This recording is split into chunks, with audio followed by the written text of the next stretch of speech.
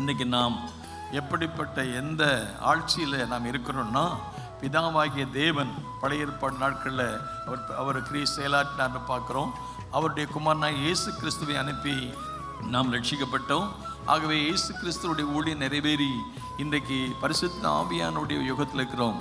நாம் திரியேக தேவன் மேலும் விசுவாசம் வைக்கிறோம். ட்ரினிட்டி என்று சொல்வார்கள், திரித்துவம் என்று சொல்லிப்பார்கள்.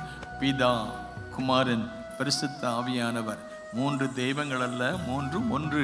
ஆகவே இந்த பரிசுத்த ஆவியானவர் he is a person. அவர் ஒரு ஆளுகை செய்கிறவர். அவருக்கு உணர்வு உண்டு.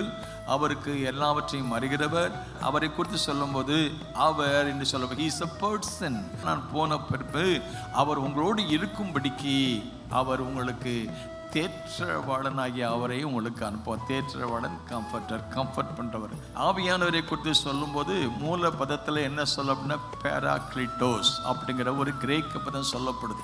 பேராக்ளிட்டோஸ் அப்படின்னா அதுக்கு என்ன விளக்கம் என்றால் கைடு என்பது பொருளாகும். கைடு என்று சொல்லி பார்க்கும் பொழுது வழிகாட்டுகிறவர். பரிசுத்த ஆவியானவர் நமக்கு முன்னால் போய் நமக்காக வழிகாட்டுகிறவர். அல்லேலூயா சொல்லுமா. பிதாக்களை நடத்தினவர், மோசேக்கு தம்முடைய வழிகளையும் இஸ்ரவேலுக்கு தம்முடைய கிரியைகளையும் விளங்க பண்ணின தேவன், அவர் இந்த மாதத்தில் நமக்கு பேராக்ளிட்டோஸாக நமக்கு வழிகாட்டும்படி நமக்கு கைடாக முன்னால் போவார். ஆமென். அல்லேலூயா.